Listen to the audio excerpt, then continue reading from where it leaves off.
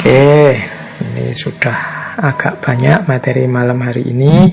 Kita lanjutkan ke babak terakhir ngaji kita malam ini. Ambil nafas dulu. Yang mau minum-minum, silahkan boleh minum-minum dulu sebentar. Oke, kita akhiri sesi ini dengan ini saya ngambil dari mana-mana tentang kematangan spiritual. Jadi kalau tadi kematangan agama, kita pungkasi dengan kematangan spiritual.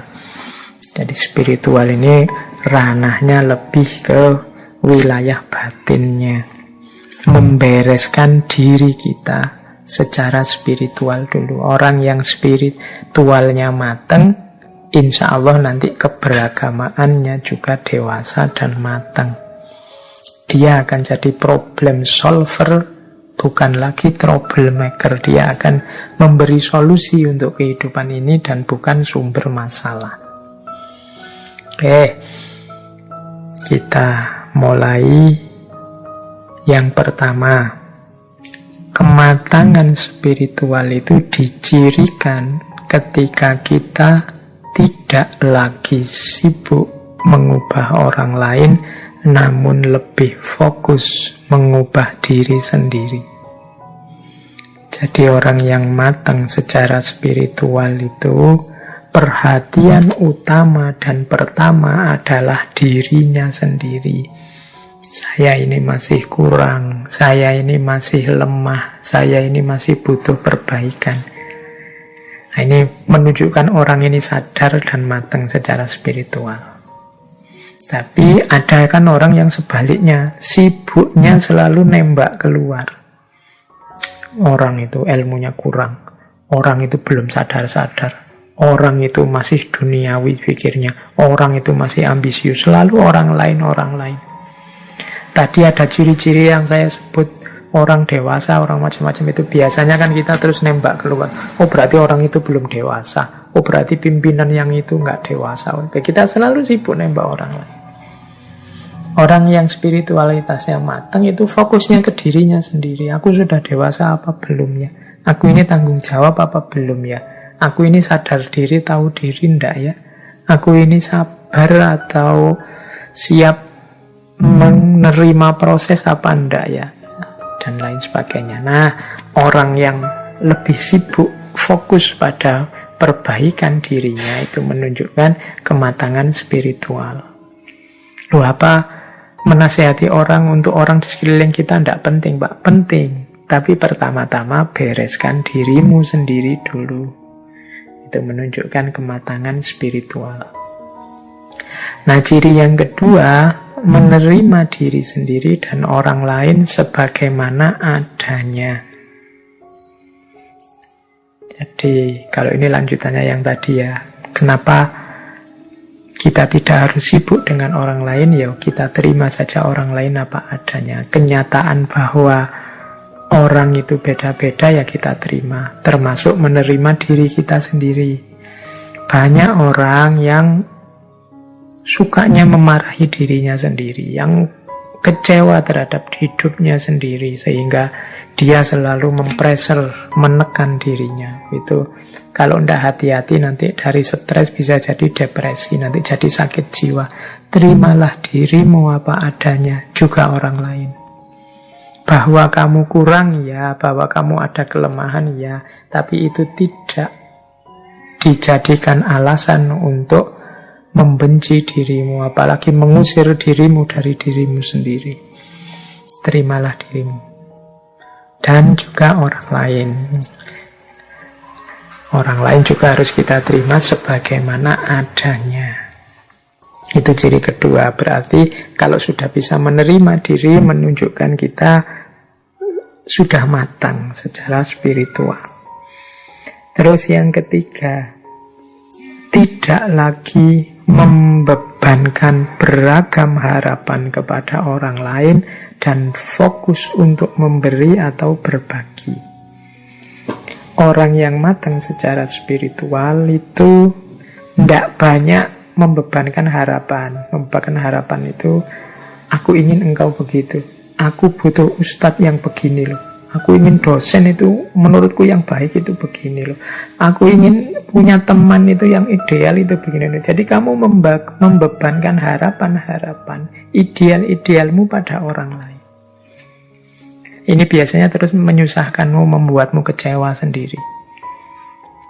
Dan juga jadi beban hidupmu. Misalnya kamu punya ideal teman yang baik menurut saya itu Pak 1, 2, 3, 4, 5. Jadi setiap kali ada teman baru, kamu bikin rapot untuk temenmu itu bahwa oh dia ini ramah tapi jarang mandi, oh dia ini menyenangkan sih kalau diajak ngobrol, tapi kalau ke warung mintanya ditraktir terus. Kamu bikin rapot terus untuk ideal-ideal. Ini namanya membebankan harapan kepada yang lain. Kemungkinan lahirnya kekecewaan.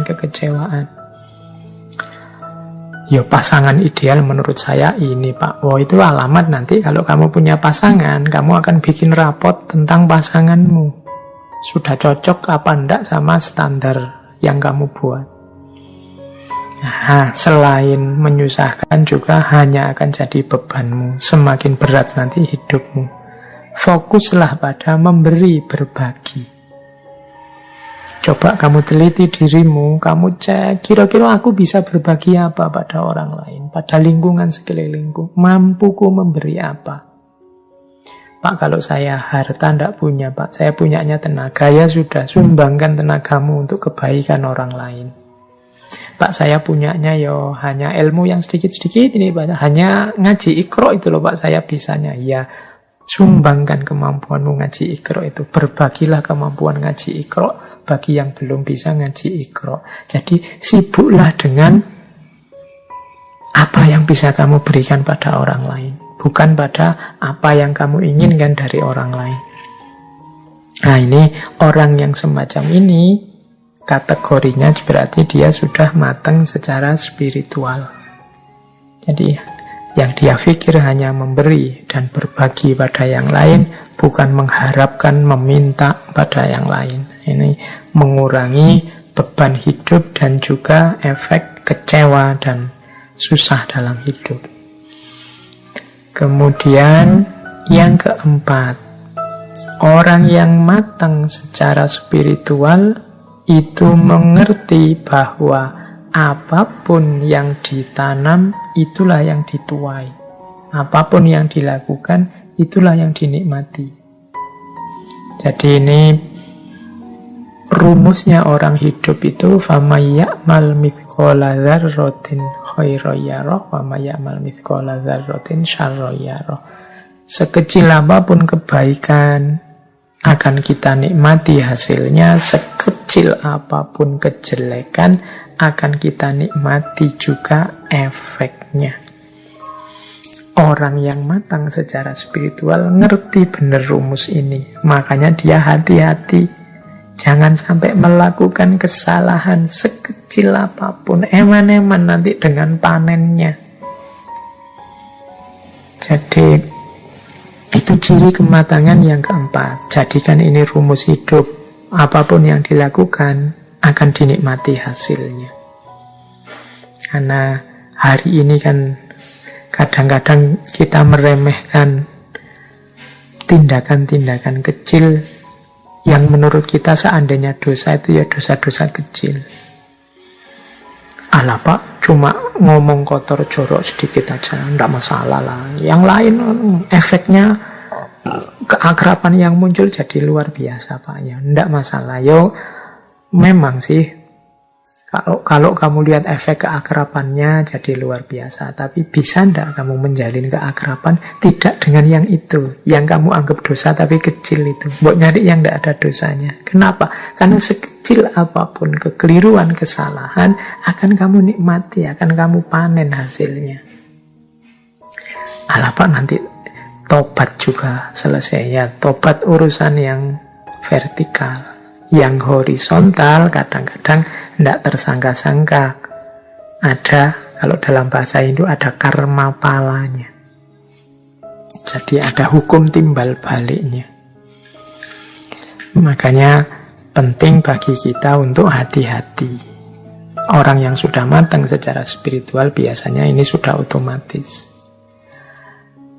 Yang kelima, orang yang matang spiritual itu tidak sibuk memamerkan kepada dunia betapa diri ini benar atau baik. Nah, ini mungkin agak berat ya kalau kita hari ini. Hari ini kita dunia pencitraan, dunia medsos, Twitter, Instagram, Facebook, itu kan dunia pamer. Jadi hari ini kita tidak cukup jadi orang baik, tapi juga ingin dikenal sebagai orang baik, bahkan ingin viral sebagai orang baik. Ini sebenarnya secara tidak sadar kita membebani diri dengan 3 hal sekaligus yang berat. Menjalankan kebaikan itu ya sudah berat, tapi kita nambah beban lagi memamerkan kebaikan. Oh, ini tambah beban lagi, ingin menunjukkan. Itu pun kita masih membebani lagi, harus viral ini, harus banyak yang nge-like, banyak yang nonton, memviralkan kebaikan. Kamu capek-capek, tolong di-share ya, tolong ditunjukkan ke sana ya, tolong. Harusnya bebannya cuma 1, melakukan kebaikan saja, kamu nambah jadi 3. Ya sudah, tidak cerdas, tidak matang secara spiritual. Itu kalau versi ini loh ya, nanti saya jangan dimarahi. Saya cuma mengikuti teori ini. Betapapun memang memamerkan kebaikan itu bukan sesuatu yang positif. Bahwa orang melihat kebaikan yang engkau lakukan tidak masalah. Bahwa orang tahu engkau melakukan kebaikan tidak masalah. Tapi jangan secara sengaja memamerkan kebaikan, menunjukkan kepada orang lain bahwa kamu sudah melakukan kebaikan. Tapi saya niatnya Pak, agar orang lain niru saya. Yo alhamdulillah kamu kalau bisa niat seperti itu. Tapi biasanya menato niat itu rumitnya luar biasa. Tidak sadar terselip-selip di situ kamu. Mungkin diam-diam ingin orang lain tahu bahwa kamu itu baik. Kadang-kadang ya tidak cuma lewat medsos, kadang lewat omongan kan juga begitu. Tidak ada apa-apa, ngomong biasa-biasa, tiba-tiba kamu nambahi, oh waktu saya di Singapura dulu, waktu saya ketemu Menteri anu dulu, oh waktu kamu mamer-mamer jasamu, mamer-mamer kehebatanmu. Oke, ini nanti nyambung dengan ciri selanjutnya, yaitu tidak sibuk mengejar persetujuan dan pujian orang lain. Ini ciri orang yang spiritualitasnya matang. Kita ini sering lebih direpotkan oleh kira-kira orang setuju enggak ya yang saya omongkan, kira-kira orang nanti saya dipuji enggak ya kalau melakukan ini, kira-kira orang cocok enggak ya dengan yang saya lakukan ini. Jadi cocok tidak cocoknya orang, pujian atau celaannya orang, ini sebenarnya menunjukkan kita tidak terlalu yakin dengan kebenaran atau kebaikan yang akan kita jalankan. Harusnya kalau kita sudah mantap, sudah yakin bahwa ini benar, ini baik, sudah saya yakin dasarnya ini kuat, pasti benar, pasti baik, itu kita tidak akan repot lagi mengejar, mencari, menunggu pujian atau persetujuan orang lain. Terserahlah, monggo kalau ada orang setuju atau tidak setuju. Orang mau mencela juga tidak apa-apa, tapi saya yakin ini adalah benar dan baik. Nah, ini menunjukkan orang sudah matang secara spiritual.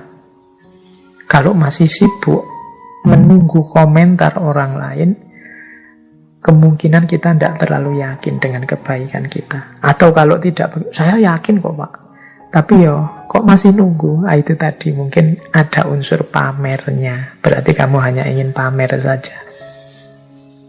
Oke, ya, pamer juga bukan sesuatu yang positif. Sudahlah, bukan berarti kamu tidak boleh medsosan, tidak boleh upload di Instagram, Facebook atau WA, monggo dilanjutkan, tapi tata batinnya dibereskan dulu. Semoga engkau tidak sibuk memamerkan kebaikanmu dan juga tidak sibuk mengejar persetujuan dan pujian orang lain. Karena ini nanti kontraproduktif dengan kematangan spiritual yang sedang kita bangun. Biasanya kalau orang mengejar pujian, kemudian yang datang itu celaan, itu moodmu langsung turun drastis, mengacaukan ritme ketenanganmu, bahkan nanti mungkin menghalangi jalan spiritualmu. Terus, tidak lagi membandingkan diri dengan yang lain, atau sebaliknya, membandingkan yang lain dengan diri sendiri. Banding-bandingan ini biasanya ciri orang yang tidak percaya diri, tidak yakin dengan kebenarannya. Atau kalau membandingkan orang lain dengan diri sendiri, itu biasanya ciri orang yang sombong dan merasa benarnya sendiri. Begitu aku merasa benar, kan terus aku ingin orang lain seperti aku. Biasanya terus terjadilah membandingkan orang dengan dirinya. Mbok dia itu kayak aku ini loh. Mbok dia itu niru aku ini loh. Nah, itu membanding-bandingkan namanya. Atau dibalik, membandingkan diri dengan orang lain. Aku ini sudah cocok nggak ya dengan itu, dengan idolaku itu? Sudah sesuai nggak sih dengan yang selama ini aku puja-puja? Sudah nyambung nggak sih dengan artis yang selama ini aku idolakan dan seterusnya? Ini menunjukkan tidak percaya diri. Jadi membandingkan diri dengan orang lain menunjukkan tidak percaya diri. Membandingkan orang lain dengan dirinya biasanya menunjukkan rasa benar sendiri, kesombongan, keangkuhan. Ini juga jangan dilakukan. Orang yang sudah tidak sibuk lagi dengan perbandingan-perbandingan menunjukkan dia sudah matang secara spiritual. Oke, terus selanjutnya orang yang matang secara spiritual itu mampu membedakan kebutuhan dan keinginan. Dan selanjutnya mampu mengontrol keinginan. Jadi dalam hidup ini kita ini sering rancu antara kebutuhan dan keinginan. Makan itu kebutuhan, tapi nyari restoran mewah itu keinginan.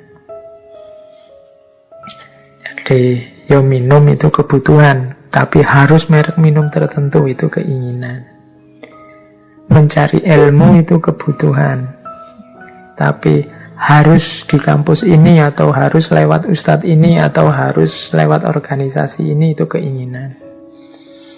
Jadi bedakan dulu deh, mana kebutuhan, mana keinginan. Bukan berarti tidak boleh keinginan ini, tapi keinginan ini dikontrol. Kalau keinginannya yang baik-baik kan tidak masalah, yang mendukung kebutuhan. Saya Pak ingin makan, nah makan ini kebutuhan, dan saya kok ya kebetulan idolanya angkringan, maka saya ke angkringan, tidak masalah. Tidak ada jeleknya toh Pak ke angkringan, oke. Tapi mungkin ada keinginanmu yang tidak nyambung, Pak saya ingin makan, tapi saya kok ingin makan di restoran itu ya, yang satu porsinya 1 jutaan itu, nah misalnya. Lah terus uangmu berapa? Modalmu berapa? Itu kan penting. Kalau memang tidak seimbang antara sekali makan dengan hidupmu sehari-hari, ya keinginanmu yang dikontrol.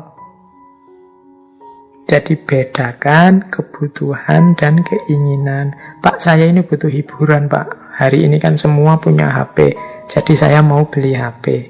Boleh, berarti HP-mu itu kebutuhanmu. Nah, sekarang keinginan. Kamu ingin beli HP yang apa? Kamu ingin HP yang speknya seperti apa? Nah, itu harus dikontrol. Disesuaikan dengan modalnya, disesuaikan dengan tingkat kebutuhannya. Kamu butuh untuk komunikasi apa butuh untuk main game atau bahkan itu nanti disesuaikan dengan keinginannya. Modalmu berapa? Uangmu berapa? Dan seterusnya. Nah, ini mudahnya kemampuan untuk membedakan kebutuhan dan keinginan. Bukan berarti tidak boleh orang menginginkan sesuatu, tapi kemampuan mengontrol keinginan itu nanti salah satu bukti kematangan spiritual. Tidak semua keinginan kita harus terpenuhi karena kita ini manusia. Ada keinginan yang bisa dipenuhi, ada yang tidak. Bahkan ada keinginan yang pantas untuk diinginkan, ada yang tidak pantas untuk diinginkan. Tidak pantas dalam arti, belum waktunya, belum saatnya. Rumusnya seperti tadi ya, kita harus sadar diri dan tahu diri sebelum mancang keinginan. Oke, terus yang terakhir, ciri kematangan spiritual itu tidak lagi menggantungkan kebahagiaan kepada hal-hal yang material. Jadi orang yang spiritualitasnya mantap dan matang, itu kebahagiaannya tidak tergantung pada hal-hal di luar dirinya. Saat ini juga, detik ini juga saya bisa bahagia. Apapun yang saya miliki, materi apapun yang nempel pada saya, itu namanya tidak menggantungkan kebahagiaan kepada hal-hal yang material. Nah, ini bisa dicek lagi di sesi filsafat kebahagiaan. Itu hampir semua tokoh filsafat kebahagiaan yang kita angkat itu tidak lagi menggantungkan kebahagiaan kepada hal-hal yang material. Dan justru itulah cirinya kematangan spiritual.